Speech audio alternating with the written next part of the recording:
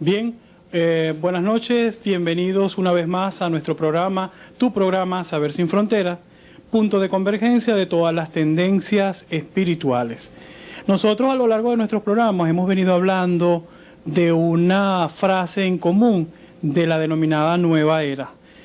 He querido, a través de la intención dada, mostrar, conversar con alguien que conozca realmente, que nos oriente sobre lo que es la nueva era. Pienso que no he podido ser más acertado en cuanto me he encontrado con el doctor Calé Jorde, un prolífico escritor, quien basta con decir su nombre para que ustedes recuerden, para que ustedes tengan conciencia de ese señor que tiene un rinconcito en el periódico local, que ha escrito algunos libros. Con la fuerza del Padre lo hemos tenido para nosotros en la costa oriental del lago a través de este programa. Bienvenido, Calé. Muchas gracias, muy agradecido tu programa y me gustó mucho lo que acabas de decir, con la fuerza del Padre lo tenemos en la costa oriental. En verdad que cuando alguien tiene al Padre en su objetivo fundamental y lo mete en todo, pues nada sale mal, todo sale bien, ¿no? Enhorabuena y felicitaciones. Muchísimas gracias, Calé. Nosotros vamos a comenzar inmediatamente haciendo la siguiente pregunta.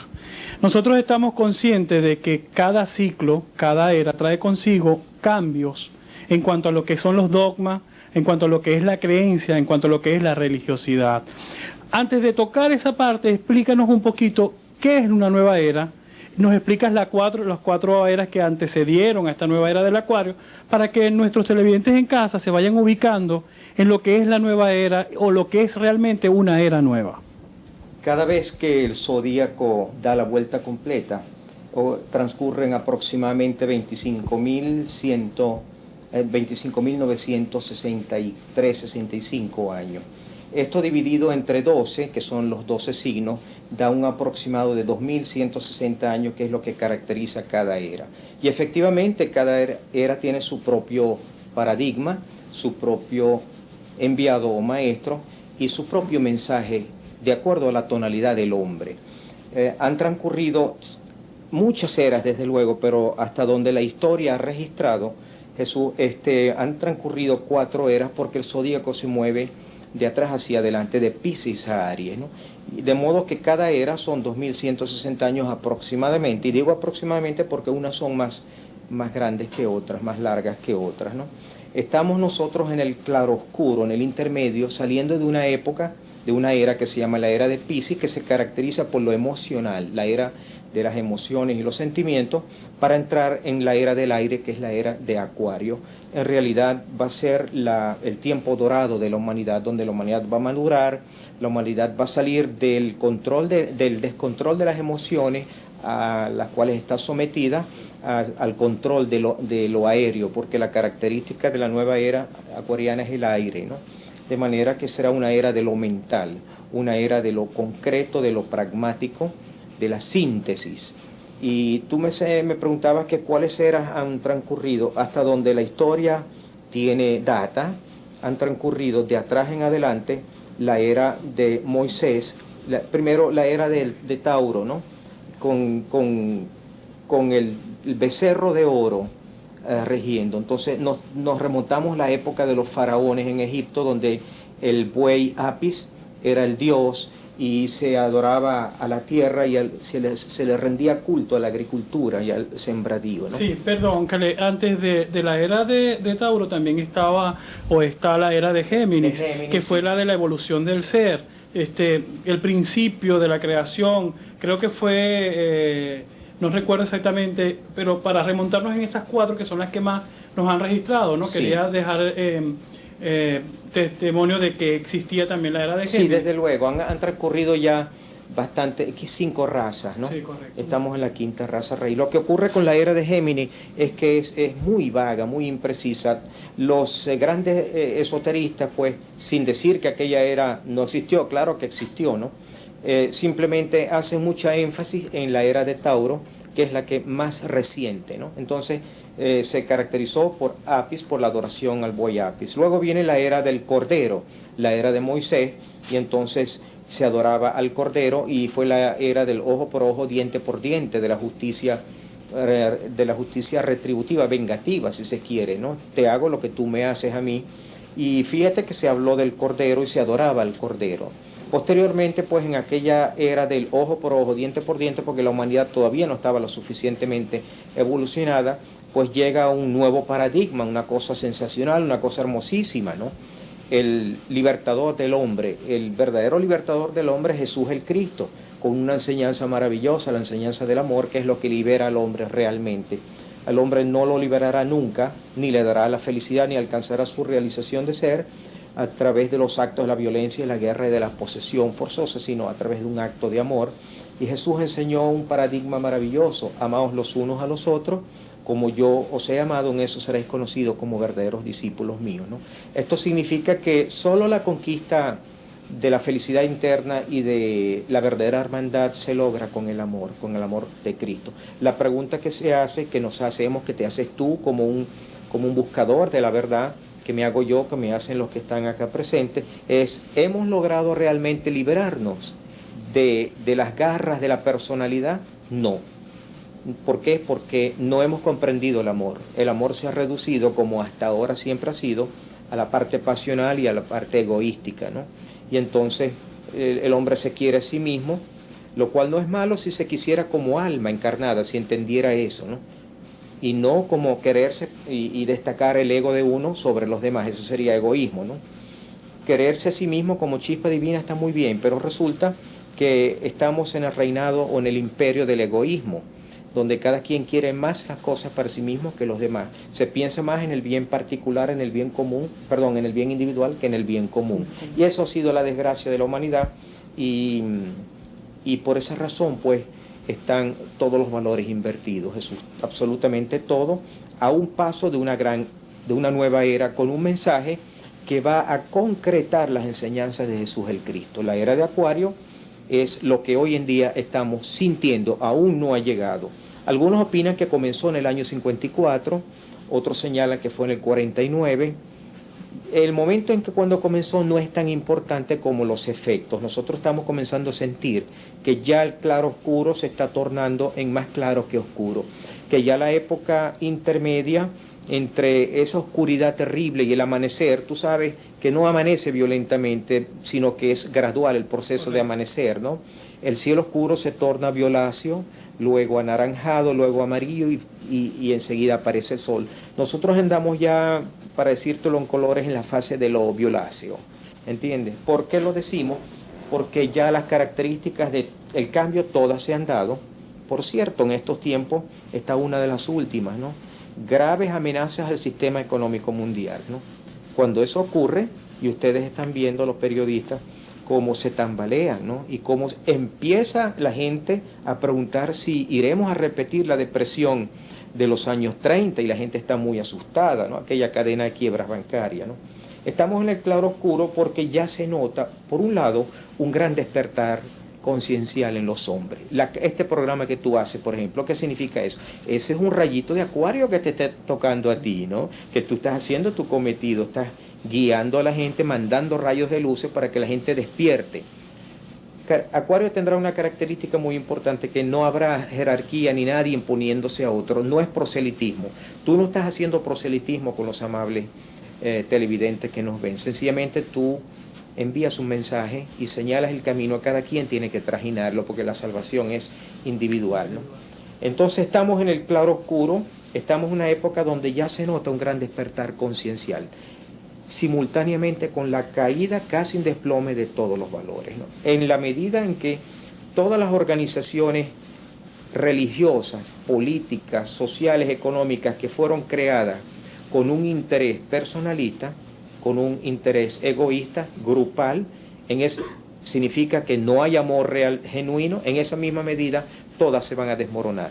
Y tenemos miles de evidencias, miles de pruebas. Nadie cree en los partidos políticos. ¿Por qué razón? Porque los partidos políticos no quieren al país, los partidos políticos se quieren a ellos mismos. Y eso ha sido, pues, precisamente la desgracia de esta democracia. Es una democracia que solo lo tiene de nombre, pero que en el fondo sus integrantes, los partidos, lo que han querido es el bien común de ellos a espaldas del bien colectivo. De forma pues que nadie cree en los partidos, y esa es la mejor prueba. ¿Quién cree en los partidos hoy en día? La gente está polarizándose hoy en día en base a dos personas que no tienen partido, ¿no? A dos figuras, que es Salas Romer y el comandante Chávez, ¿no? Entonces Acuario es eso, en la medida en que se están desmoronando todas las organizaciones políticas, económicas, sobre todo religiosas, porque ellos son los más insinceros, los más con el respeto a los creyentes, los más hipócritas en el manejo, en la administración de una fe supuestamente que liga al hombre con su principio creador.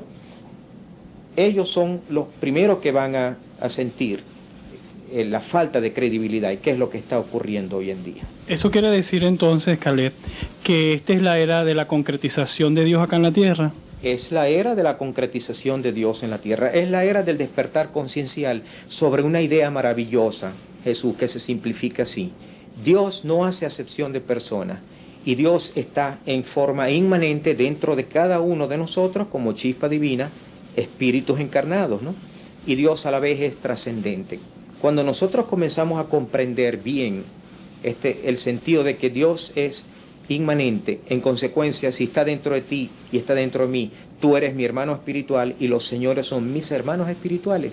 Entonces, cuando comencemos a entender bien esa idea, nace realmente, cristaliza realmente, nace no, porque Jesús lo enseñó, ¿no?, para el mundo occidental. Otros avatares, como tú sabes, lo habían enseñado anteriormente. Buda habló mucho sobre el amor.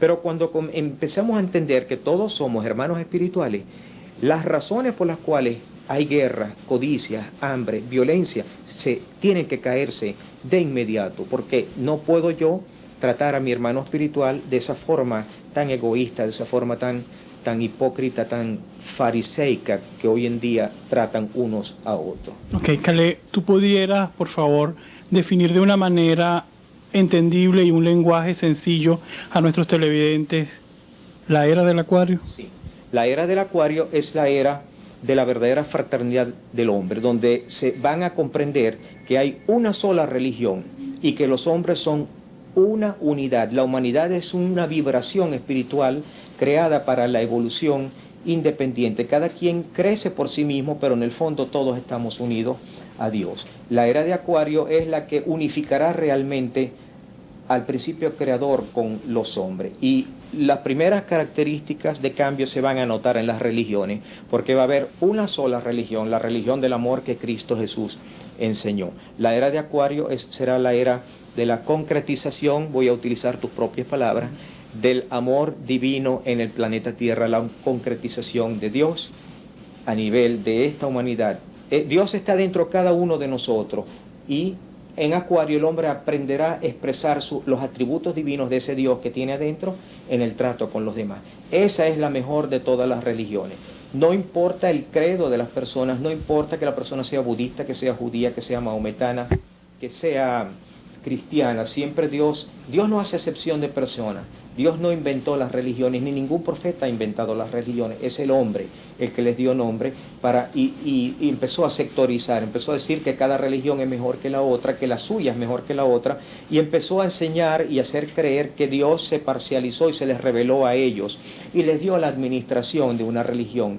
Eso es una falsedad, eso es falso. Dios no hace excepción de personas, Dios no se parcializa por nadie. En cada era Dios enseña el mensaje divino de acuerdo al estado conciencial de las personas, porque Dios ama a toda la humanidad y está dentro de todos y cada uno de nosotros. Khaled, ¿por qué a esta era se le llama la edad de oro? Eso me lo vas a responder en el próximo espacio. Te puedes comunicar con nosotros a través del 065-312315 y 065-315550. Recuerda que estamos hoy conversando con el doctor Khaled Jordi sobre la nueva era. Ya venimos. Bien, aquí estamos de vuelta en tu programa, el programa Saber Sin Fronteras, compartiendo esta noche con el doctor Khaled Jordi. Habíamos dejado en el aire, en el espacio anterior, la pregunta de por qué se le denomina la edad de oro. Yo quisiera primero agregar que otra de las características más importantes de la era de Acuario es la del ensanchamiento o expansión conciencial del hombre. Pero este proceso de expansión conciencial no va a ocurrir de la noche a la mañana. No se puede decir que hoy estoy con mi conciencia muy estrecha y mañana, viernes, mi conciencia se va a amplificar. No, este es un proceso lento, paulatino de despertar, ¿no? Y despertar conciencial significa mirar las cosas esenciales de la vida y no darle tanta importancia a aquello que perdemos tanto tiempo en él, a las banalidades de la vida por la cual la humanidad se mata, ¿no? Y que es el origen de todas las guerras. Las posesiones, el dinero, la fama, el poder, es decir, aquello que no es perdurable. Este error es el producto del incorrecto discernimiento entre lo real y lo irreal, entre lo verdadero y lo falso. Este proceso de crecimiento conciencial ocurrirá a medida que la era vaya adentrándose, pero ya de hecho hay muchas personas, respondiendo a la pregunta de nuestro amigo acá, ya de hecho hay algunas personas con un notorio crecimiento espiritual. ¿Por qué? Porque a lo largo de varias vidas han venido estudiando, han venido trabajando sobre ellos mismos, ¿no? Y entonces hoy en día están expresando esas semillas que ellos han sembrado. Pero la pregunta que todo el mundo se hace, ¿hará falta un acontecimiento catastrófico, fuerte, grave, terrorífico, para que el hombre despierte conciencialmente, para que el hombre comprenda que no ha venido al planeta Tierra a hacer lo que hasta el día de hoy ha estado haciendo? Lamentablemente sí, porque nadie aprende en cabeza ajena. Viene un acontecimiento muy serio, muy grave, que todos los maestros, todos los profetas, todos los videntes han estado señalando, inclusive los textos sagrados también, de una manera u otra, utilizando una u otra expresión. En la Biblia se habla de Apocalipsis. Apocalipsis es un proceso de revelación de un nuevo tiempo que viene, pero previo a una limpieza, a una poda, ¿no? Eso va a ocurrir y eso hará que muchas personas despierten conciencialmente, pero desde luego no será igual la estatura vibracional que a ellos les corresponderá ocupar cuando esos acontecimientos lleguen, si va a ser sacado o no, si va a ser seleccionado o no entre las personas que no van a ver ese proceso, por cuanto esas cosas no se adquieren de la noche a la mañana. Tú señalabas, Jesús, que ¿por qué es la edad de oro? Bien, respondo, esto no va a ser un proceso gradual. La edad de oro no vendrá si hoy entra Acuario mañana, sino que es un proceso también poco a poco, lento, gradual. La edad de oro es la edad de la verdadera fraternidad, que va a ocurrir aproximadamente dentro de unos 200 a 220 años más adelante. Nosotros pudiéramos estar, porque habríamos regresado para encarnar en nuevos cuerpos, ¿no? Porque nada de lo que se aprende, nada de lo que tu espíritu conquista se pierde. Está allí como un alimento, está allí como un tesoro invalorable que va a servir para futuras encarnaciones, como un aporte, como un capital que está amasado allí. Caleb, yo necesito, y es una petición muy personal, que tú me des un mensaje en cuanto a la gente, porque en la actualidad se están bombardeando a las personas hablando de un rescate de la tierra, de 3 días de oscuridad. Entonces, más que preparar, más que motivar a la gente a ese grado de conciencia, lo que se le está es angustiando, lo que se les está haciendo, y nosotros sabemos que el ser humano ante el miedo responde con dificultad. Entonces yo quisiera que por favor, una petición muy particular, les dijeras a la gente sobre cuál debe ser nuestra postura ante este fenómeno en caso de que se dé, porque yo digo muy particularmente, nosotros todos tenemos la oportunidad de acomodar las cosas a lo largo del camino. Entonces yo pienso que si nosotros estamos recibiendo el mensaje de que dentro de poco, dentro de mucho más tiempo, va a suceder una catástrofe, se nos está dando la oportunidad de salvarnos, de cambiar, de ayudar a nuestra familia. Entonces, más que tenga miedo usted, porque mañana se va a acabar el mundo, elimine esa angustia y tome una posición más bien de luz. Entonces yo quisiera que tú me aconsejaras a nuestros televidentes en cuanto a que no debe tener esa angustia. Sí. Efectivamente, ¿no? Todo eso es simbólico, sobre todo las 3 noches de oscuridad. La gente lo toma literal, en forma literal, y ahí es donde está el problema. La inmensa mayoría de los errores en la interpretación de los textos sagrados ha sido por la interpretación literal de los hechos. ¿Cuál será la actitud? Es la pregunta que debemos asumir. Bueno, las cosas tienen que ser tomadas con muchísima fe, en el buen sentido de la palabra, y no la fe ciega, y con muchísimo optimismo, porque nunca es tarde, para la transformación.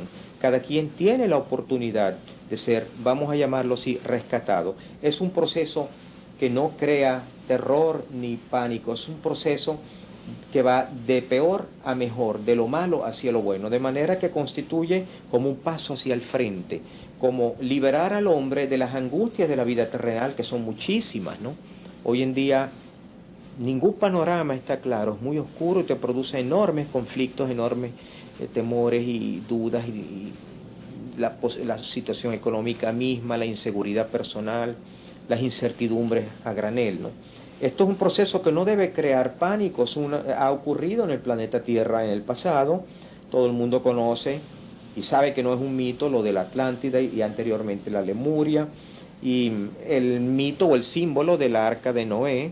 Eso no ocurrió al pie de la letra, pero simboliza algo muy importante, de manera que cada tanto hay como una renovación, y quien no la debe, quien no la debe, no la teme, ¿no? No la teme, sí.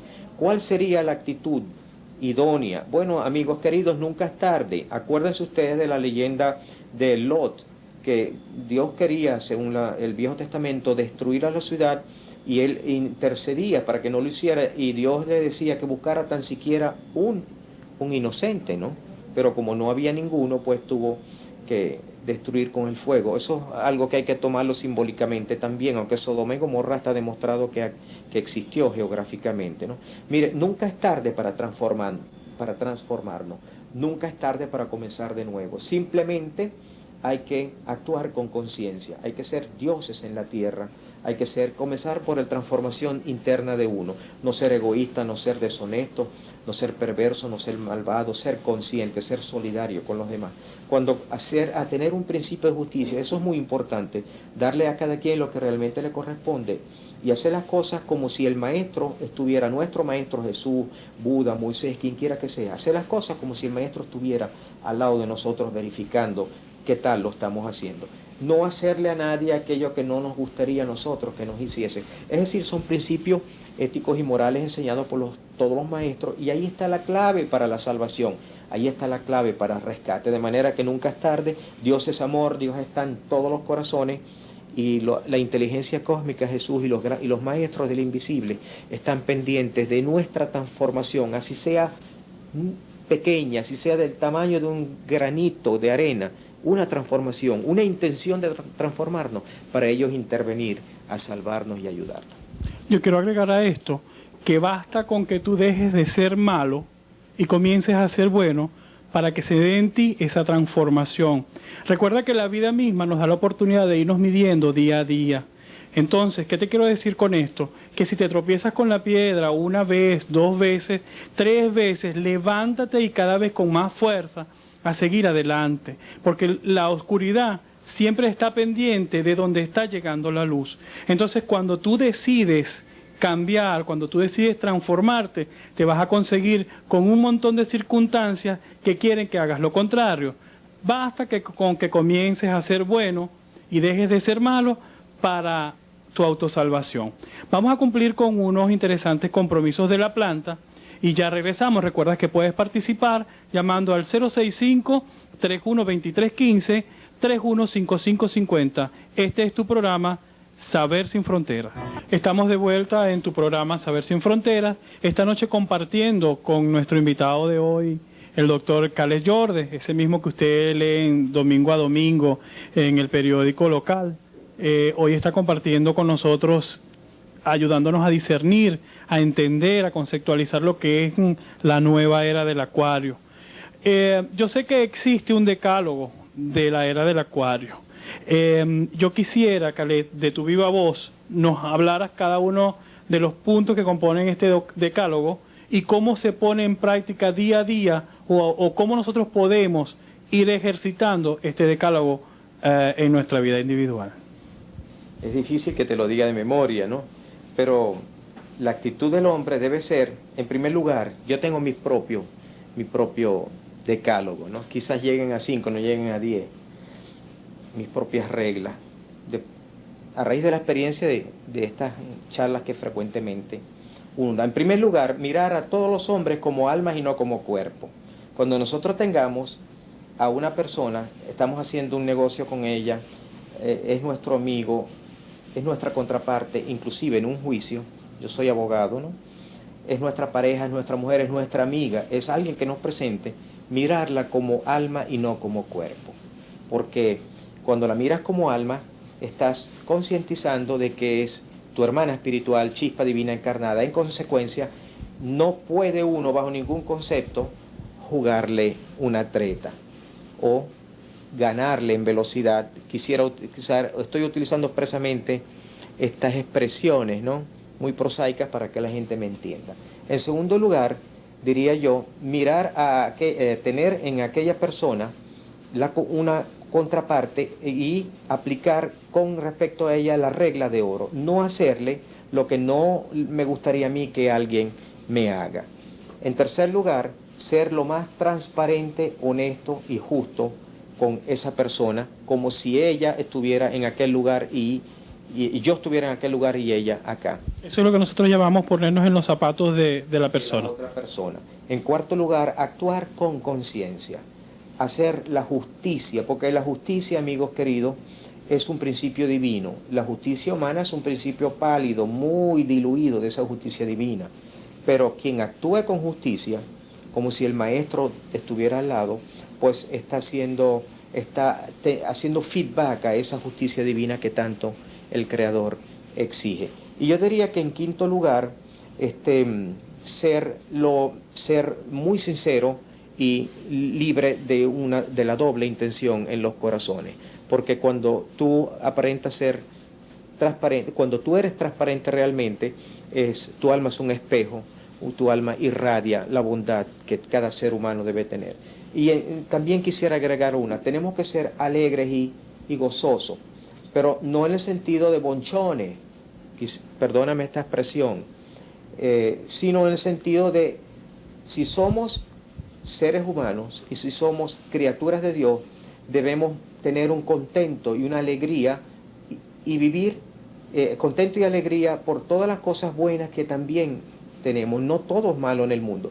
Las cosas malas que nos ocurren es porque son consecuencias de efectos sembrados en otras vidas o pruebas en la presente vida, porque la vida terrenal en sí es una escuela kindergartiana, ¿no?, de grandes pruebas, de grandes enseñanzas, y entonces no todo viene bien, no todo viene fácil, y siendo consciente de que lo que hoy en día tenemos, gracias a Dios, y que es obra o regalo de la creación, producto de nuestro esfuerzo, y que gracias a Dios nosotros seguimos aún mejor que muchos países que tienen guerras civiles y que tienen grandes hambrunas y grandes matanzas y grandes enfermedades. Debíamos estar conscientes de este momento. Y una séptima, porque a mí me gusta utilizar el número 7, Jesús, ¿no? El número 7, tú lo sabes, el número de la creación. Vivir el aquí y el ahora.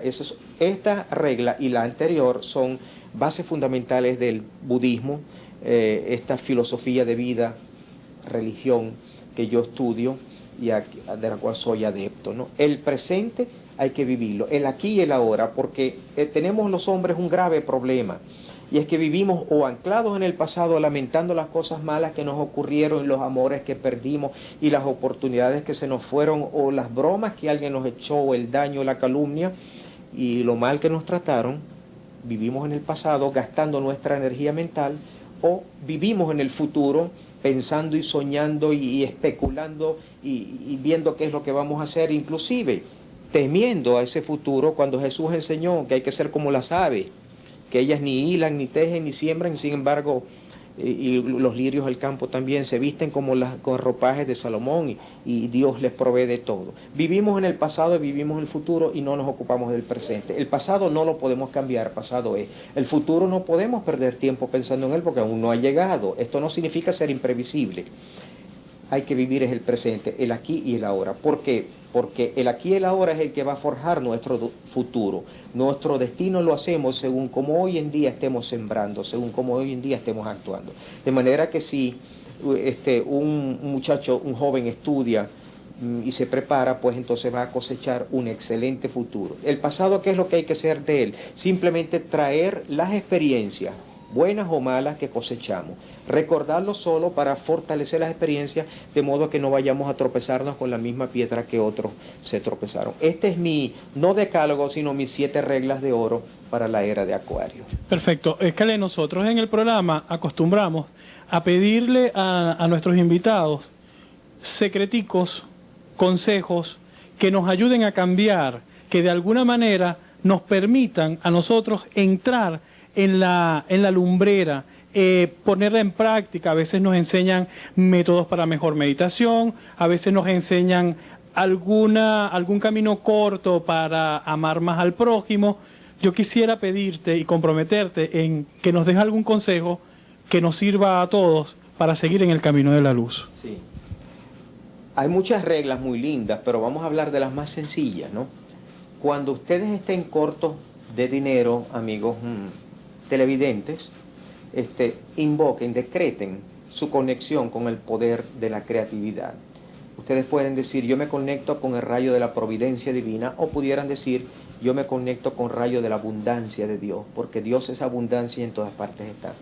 Cuando estén de muy mal humor, bravos, iracundos, ustedes pueden decir, yo me conecto con el rayo de la dulzura divina, yo me conecto con el rayo de la apacibilidad divina, con el rayo de la serenidad de Dios. Repítanla 1, 10, 15, 20 veces, no importa, 100 veces, cuando estén manejando, cuando estén lavando, cuando estén cocinando. Cuando tengan mala salud, digan, yo me conecto con el rayo de la salud y de la fortaleza. Cuando estén débiles de espíritu, digan, yo me conecto con el rayo de la fortaleza. Imagínense que realmente están conectados con ese rayo, para que no sea algo mecánico como los loritos, ¿no? Ustedes se imaginan llenos de esa luz. Si necesitan sabiduría e inspiración, yo siempre que voy a tener una charla, un programa o una entrevista, yo siempre hago mi invocación, porque si no uno estaría desarmado, ¿no? Entonces ustedes invocan el poder del arcángel Rafael, que es el arcángel de la inteligencia y de la sabiduría, y del Espíritu Santo también. Los que son muy cristianos invocan el poder del Espíritu Santo, que es la expresión de Dios en un tercer nivel, en un tercer estadio, ¿no? ¿Comprende? Y entonces, cada vez que necesitan algo, Dios lo tiene todo. Simplemente conéctense, pero con mucha sinceridad, con mucha honestidad y con mucha fortaleza.